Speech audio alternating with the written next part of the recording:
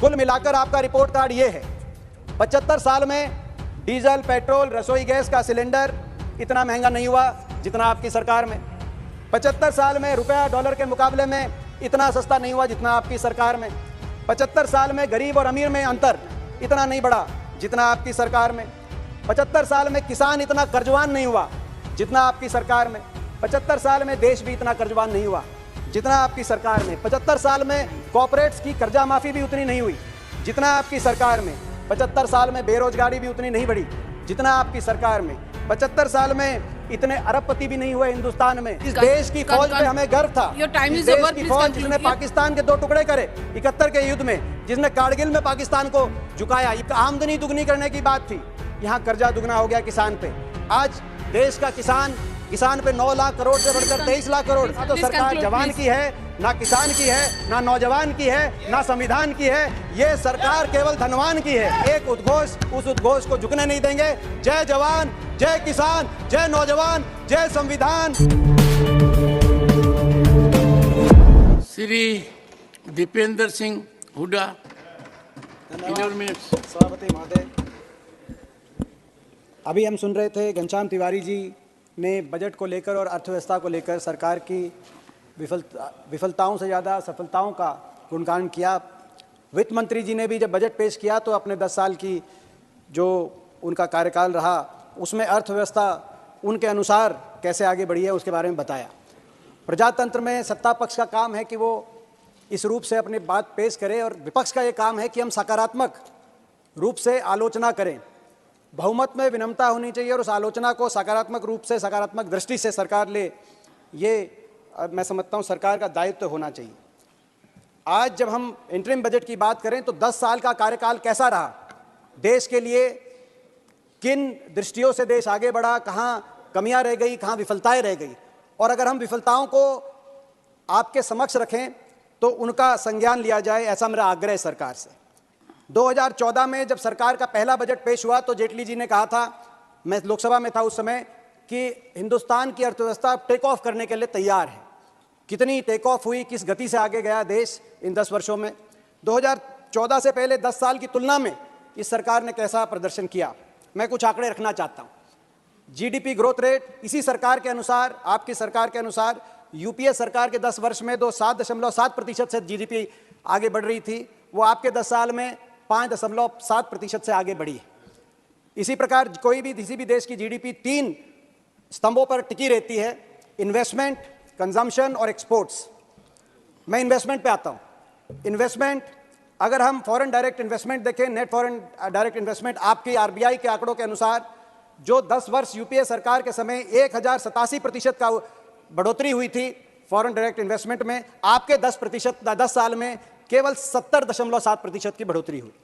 इसी प्रकार से प्राइवेट इन्वेस्टमेंट, आज प्रधानमंत्री जी ने भी उसका जिक्र किया कि प्राइवेट इन्वेस्टमेंट उतनी मजबूत नहीं है। जो 27% प्राइवेट इन्वेस्टमेंट से हमारी जीडीपी, आज वो 20% से, तो वहाँ भी कहीं ना कहीं बढ़ोतरी की बजाय कमी आई है, जो प्राइवेट निजी निवेश जिसे कहा जाता है।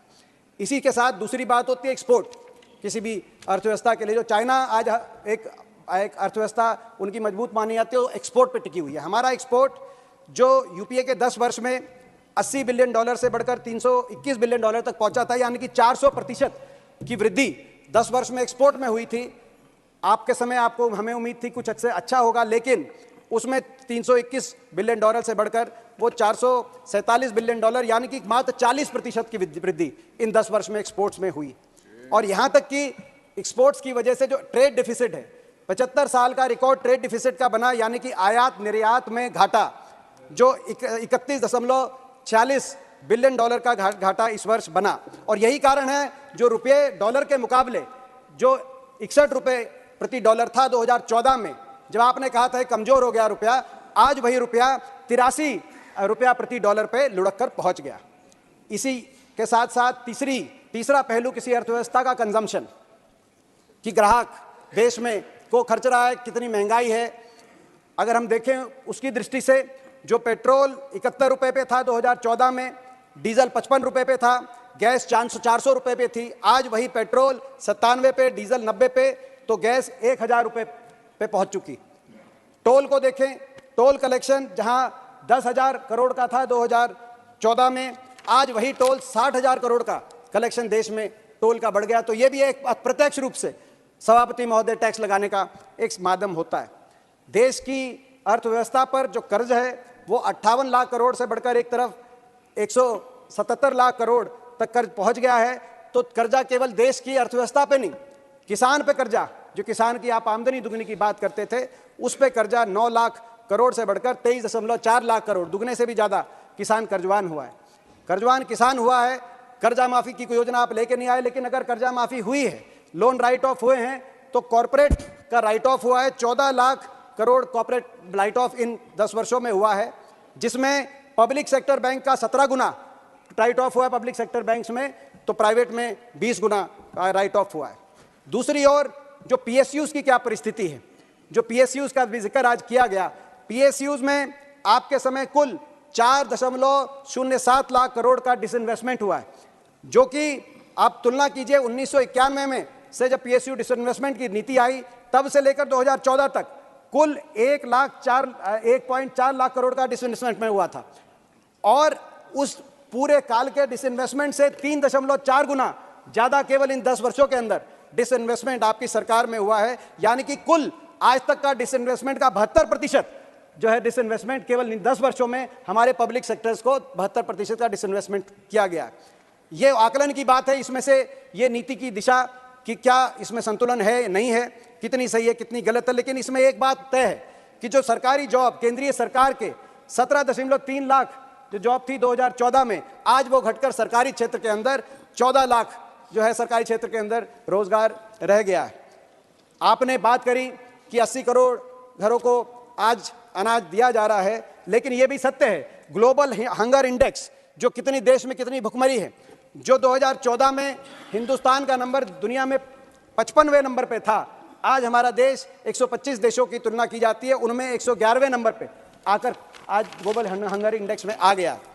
ये जो ग्लोबल हंगर इंडेक्स यानी कि भुखमरी के जो आंकड़ों में आज हमारा देश पिछड़ा है, तो इसका दूसरा इसका पहलू है कि गरीब अमीर में अंतर, वो भी रिकॉर्ड बनाया आपने।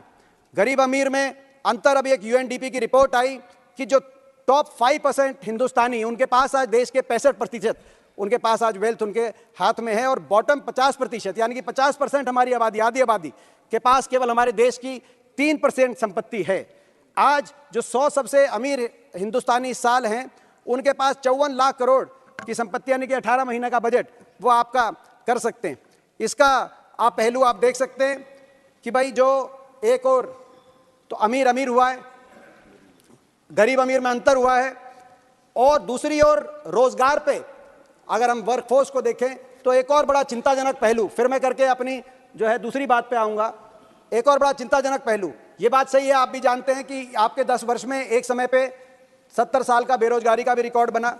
आज भी ग्रेजुएट्स 25 साल के ग्रेजुएट जो अजीम प्रेमजी इंस्टीट्यूट ने देखा 45% आज बेरोजगार है। आज स्थिति ऐसी है। मगर एक चिंताजनक पहलू, ये सभापति महोदय आपको भी, आपके भी मैं संज्ञान में लाना चाहूँगा कि आप भी इस विषय को लेकर आपका भी चिंतन है।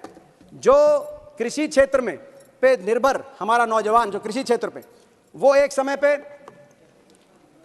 60% हमारा देश की वर्कफोर्स कृषि क्षेत्र पर निर्भर थी, वो घट के 2014-15 में 42% पे आ गई थी, वो दोबारा से बढ़कर 40% पे आ गई। ये मैं समझता हूँ देश की चिंता, देश के लिए चिंता का विषय है कि ये इस बात का संकेत है कि मैन्युफैक्चरिंग सर्विसेज सेक्टर में उतने रोजगार नहीं मिल पाए, इसीलिए वो वापस कृषि क्षेत्र के अंदर जो है जाने पे आज उनको आपकी सरकार के समय ऐसी परिस्थितियां बनी। कुल मिलाकर आपका रिपोर्ट कार्ड ये है, 75 साल में डीजल, पेट्रोल, रसोई गैस का सिलेंडर इतना महंगा नहीं हुआ जितना आपकी सरकार में। 75 साल में रुपया डॉलर के मुकाबले में इतना सस्ता नहीं हुआ जितना आपकी सरकार में। 75 साल में गरीब और अमीर में अंतर इतना नहीं बढ़ा जितना आपकी सरकार में। 75 साल में किसान इतना कर्जवान नहीं हुआ जितना आपकी सरकार में। 75 साल में देश भी इतना कर्जवान नहीं हुआ जितना आपकी सरकार में। 75 साल में कॉर्पोरेट्स की कर्जा माफी भी उतनी नहीं हुई जितना आपकी सरकार में। 75 साल में बेरोजगारी भी उतनी नहीं बढ़ी जितना आपकी सरकार में।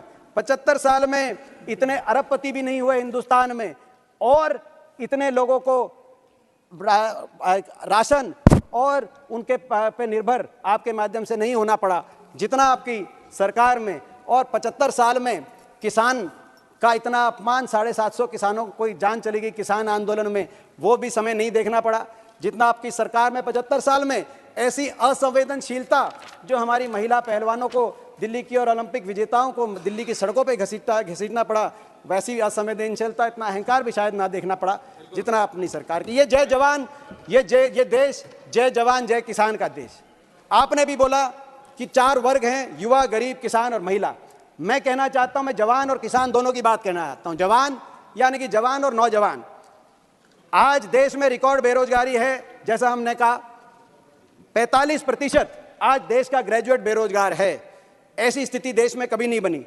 ना तो निवेश हुआ प्राइवेट सेक्टर के अंदर, जैसे मैंने बताया आंकड़ों के माध्यम से, ना ही सरकारी क्षेत्र के अंदर, क्योंकि सरकारी जॉब्स जो आज भारत सरकार की हैं वो गिरकर 17.3 लाख से 14 लाख हो गई।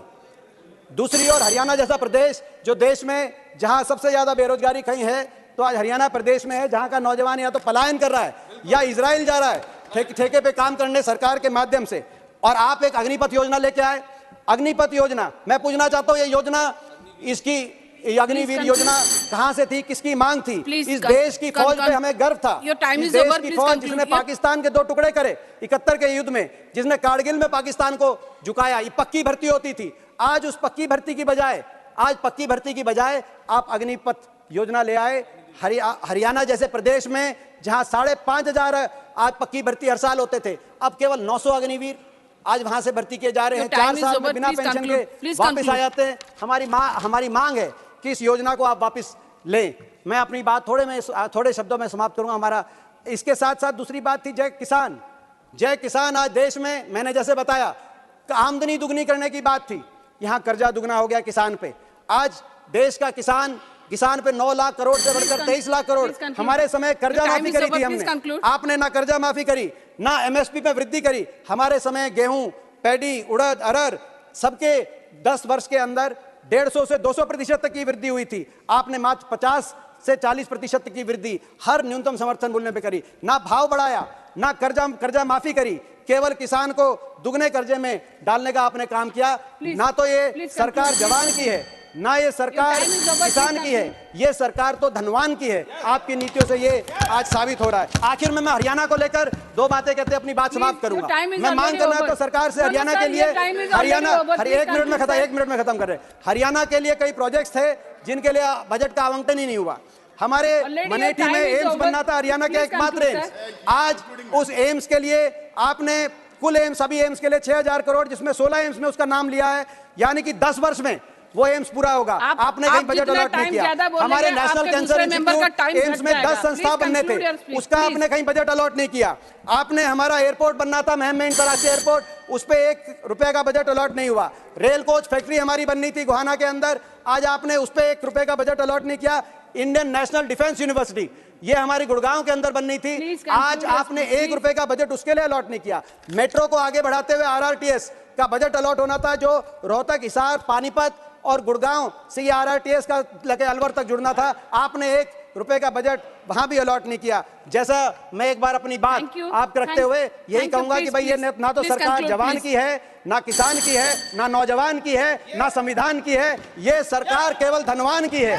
और आज हम एक उस उद्घोष को झुकने नहीं देंगे। जय जवान, जय किसान, जय नौजवान, जय संविधान, जय हिंद, जय राम जी की।